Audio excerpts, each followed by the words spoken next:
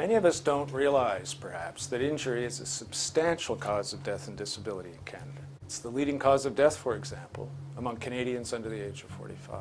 Injury is responsible for 10% of the economic burden of illness in Canada, and that's a burden that is the same as cancer or cardiovascular disease. And perhaps, sadly, what many of us don't recognize is that injuries are absolutely preventable. My name is Cameron Mustard. I'm the president of the Institute for Work and Health and a senior scientist here.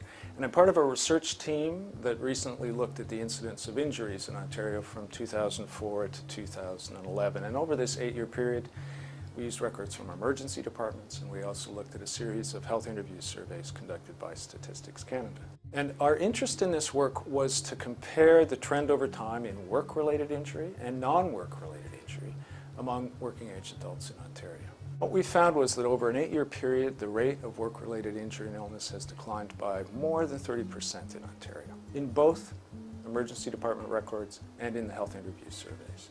To our great surprise, there's been no change at all, no improvement in the incidence of injury arising in leisure and non-work activities among adults. So what might explain this divergence?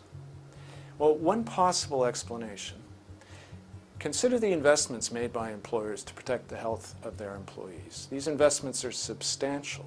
Some estimates suggest that employers in Ontario may spend as much as $1,000 a worker a year to protect employees from the risk of work-related injury and illness.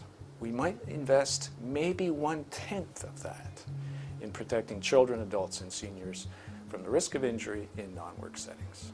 If, in Ontario, the rate of injury in leisure and non-work activities had declined at the same rate as that among workplaces, we would have observed 200,000 fewer injuries last year in Ontario. For more information about this study and other IWH research, please visit our website.